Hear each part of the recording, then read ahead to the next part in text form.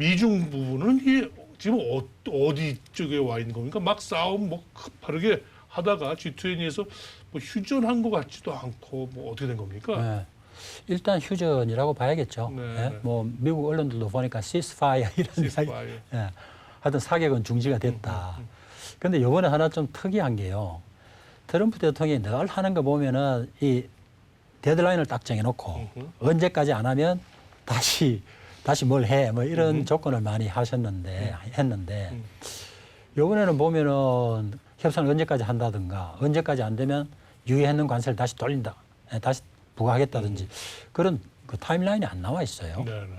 그래서 그거 조금 좀 궁금합니다, 사실 저는. 그런데 제 의견은 이게 조금 사안이 생각보다 복잡해졌다. 예? 그래서 함부로 시한을 걸기가 조금 어려운 국면이 됐다.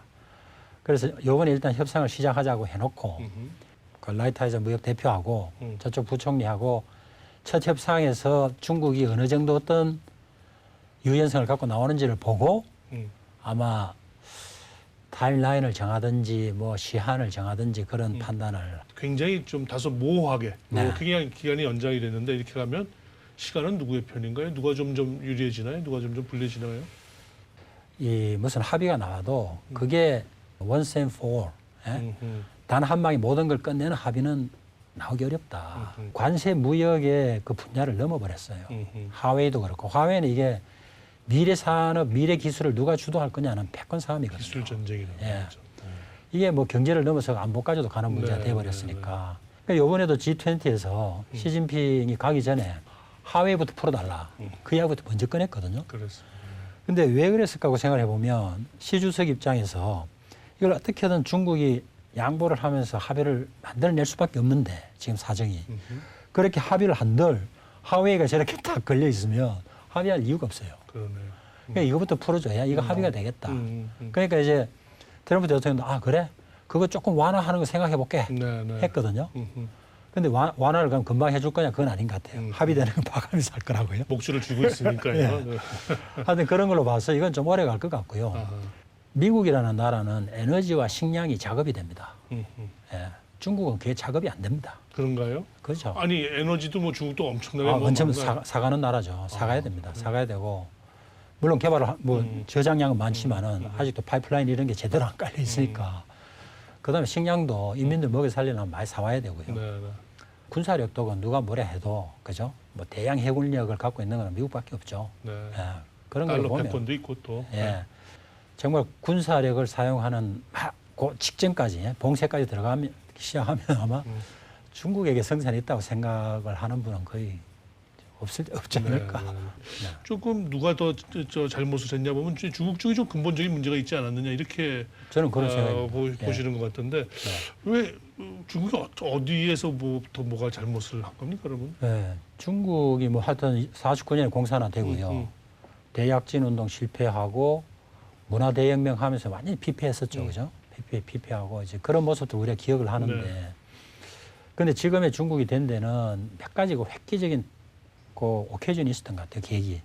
그 첫 번째가 이제 미중 수교. 수교.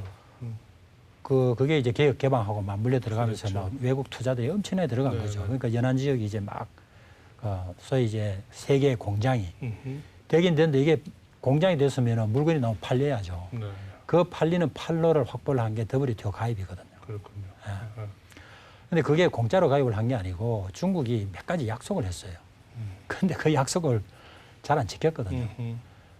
근데 그거를 보통 다른 사람들은 잘 모릅니다. 일반인들은. 그러니까 이번에도 협상할 때 보면 미국이 뭐 이걸 법제화하라든지 우리는 보복해도 중국은 보복하면 안 돼. 라는 이런 거는 그 표면만 보면 야, 미국이 해도 너무한다. 뭐 이런 협상이 있냐 이렇게 생각을 하는데 그 지난 한 20, 30년 동안 미국이 중국에게 갖는 그 좌절감이랄까요? 어떤 뭐 불만이랄까요? 이거는 뭐 켜켜이 쌓여가지고 다시는 안 속는다. 아하. 그러니까 이걸 법으로 만들어 달라. 아하. 뭐 이제 이런 요구죠. 네, 네, 네. 약속이 약속으로서 지켜지지 않고 새로운 협상이 되고 그렇군요. 이제 이런 과정을 계속 뭐 북한하고 우리하고 사이가 비슷했던 것 같아요. 그렇게 또 약속하면 비유가 약속은 안 됐군요. 지켜지고 예?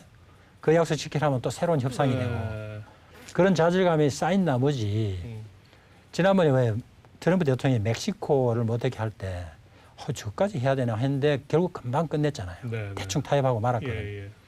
근데 그 미국 안에 여론을 보면 멕시코에 대해서는 찬반이 탁 갈렸다고요. 그런데 중국을 저런 식으로 아주 강경하게 하드라인으로 하는 것에 대해서는 여야가 아주 공히 그렇더군요. 지지를 하고 있거든요. 네, 네, 그러니까 뭐 대선을 앞둔 트럼프 대통령의 계산에는 이거는 믿질 이유가 없다. 예, 예. 계속 세게 좀 가는 게 맞겠다 하는 네. 그런 생각도 할 겁니다. 그뭐 20, 30년의 회계 장부 쭉 짓는데보다 최근에 하여튼 장부에 지금 새로 써야지는 건 아까 말씀 주신 화해예요. 화해. 문제는 우리도 화해와 부분적으로 또 관련이 있다는 부분입니다. 그래서 미국 쪽에서 지금 화해 쪽을 네. 이렇게 단절하고 조절을 하라는 건데. 네, 부분적이 아니고 상당히 이미 관계가 돼 있죠. 네, 이거 네. 어떻게 풀어야 돼요? 우리 통신 3사 중에 뭐 일개사는 이미 장비를 그쪽에서 많이 갖고 와 있고요. 그러니까요. 이거 어떻게 뭐 그러니까 다시 뭐 갈 수도 없고요. 화웨이하고 우리 기업 간에 저쪽 화웨이가 우리한테 파는 것도 있고 우리가 파는 것도 있는데 화웨이가 파는 거는 통신 장비죠. 그다음에 우리가 파는 거는 이제 주로 반도체 예? 그런 건데 근데 미국이 딱 이거 좀 위태롭다고 한 거는 화웨이가 파는 통신 장비 안에 소위 쉽게 이야기해서 뭐 스파이 백도어 같은 게 들어가 있다 이제 이런 거거든요. 근데 그게 뭐 일부 전문가들 이야기는 그거는 심은 사람만 알지 사용자나 제3자는 그 디텍터를 해낼 수 없다는 겁니다. 그러니까 아주 위험한 거죠. 네. 중국 사람들은 그거 아니라 그래요. 또 그럴 리가 없다. 그렇게 할 수도 없고. 그러니까 이거는 굉장히 기술적이고 과학적인 건데 그게 좀 규명이 돼야 될 것 같아요. 근데 지금 하여튼 우리는 뭐 양쪽에서 다 이제 좀 다른 요구들을 받고 있어서 네.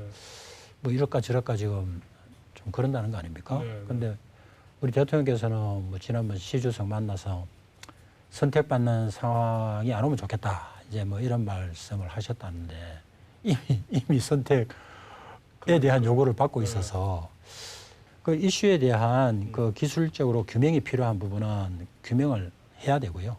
또 규명을 아무도 안 하면 우리가 이거 규명을 해야 결정을 내릴 수 있겠다 하는 요구를 해야 되고 그 규명이 나오면은 아니면은 이게 오래 가거나 한다면 아니면 끝까지 규명이 불가능하다든가 하면은 결국 저는 제 생각이요.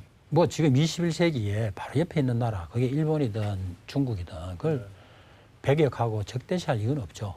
예? 서로 다 설린 우호 관계로 또 뭐 사고 팔고 잘 해야 되고요. 근데 우리가 끝까지 지켜야 되는 어떤 가치, 그죠? 자유민주주의, 또 시장 경제 이런 거 우리가 지켜가고 상대편은 그거 아니고 뭐 공산주의 그건 본인들의 선택이니까 그건 우리가 존중을 하는데 우리 가치를 자기들이 훼손을 하면 그것 때문에 우리에게 불리한 손해가 온다면 그건 아니라고 해야죠. 그죠? 그럼 우리 가치는 우리가 지켜야 되는 거고. 얘기가 좀 어려운데요. 그건 물러설 수 없는 우리의 기본 가치이니까 그걸 뭐 존중을 못 해주더라도 그것 때문에 우리한테 손해를 주면 안 된다. 저는 사드 같은 거를 예를 들면은 뭐 쉽게 제 말씀을 뭐 이해를 해 주시지 않을까 네. 그런 생각이 드는데요. 사드 같은 건 뭐 우리는 하여튼 북한의 위협으로부터 우리를 방어하기 위한 것이 우리의 방어라는 게 우리의 가치를 지키기 위한 건데 그것 때문에 뭐 부당하게 다른 데에 부당한 그 방법으로 이렇게 손해를 주는 것 그런 거는 그 우리가 용납할 수가 없다. 뭐 이렇게 좀 그 딱 명백하게 이야기를 해야죠. 아니 100번 맞는 말씀이 참 어려운 얘기죠. 아까 말씀하셨듯이 선택을 요구받으면 미국이야 중국이야 선택을 참 요구받으면 참 어려운 얘기예요. 근데 뭐 호주가 우리하고 이렇게 비교할 만한 뭐 이렇게 유사성이 많은 나라는 아닙니다만은 한 가지 유사한 거는 호주가 중국과의 그 무역 관계가 굉장히 우리보다 더 비중이 높습니다. 예. 그런데 인도 태평양 전략이나 그다음에 하웨이 문제나 이런 것에서 딱 뭐 아주 명쾌하게 빨리 결정을 내렸거든요. 예? 미국 쪽으로, 미국 입장으로 그런 거죠. 그렇다고 뭐 중국이 호주에 대해서 무슨 뭐 눈에 띄는 해코지를 한다는 이야기는 제가 아직 못 들었고요. 그런데 뭐 우리 흔히 뭐 안미, 뭐 경중 이런 말 쓰죠. 근데 저는 그 말이 물론 이제 언론에서 함축적으로 쓰려다 보니까 그렇게 한다고는 하는데 저는 그 말 안 맞다고 봐요. 이 미국하고 우리의 안보 관계는 미국은 우리가 상호 방위 조약을 맺은 유일한 동맹국입니다. 그런데 중국은 우리하고 유일하게 수출입을 하는 나라는 아니에요. 우리한테는 EU도 있고 일본도 있고 미국도 있고 네. 호주도 있고 카나다도 있고 많은 나라하고 교역을 하잖아요. 음. 그러니까 이걸 안미 경중이라고 이걸 같이 놔놓고 이게 중간에 끼어서 뭐 나는 그런 개념 자체가 안 맞습니다. 네, 네. 예.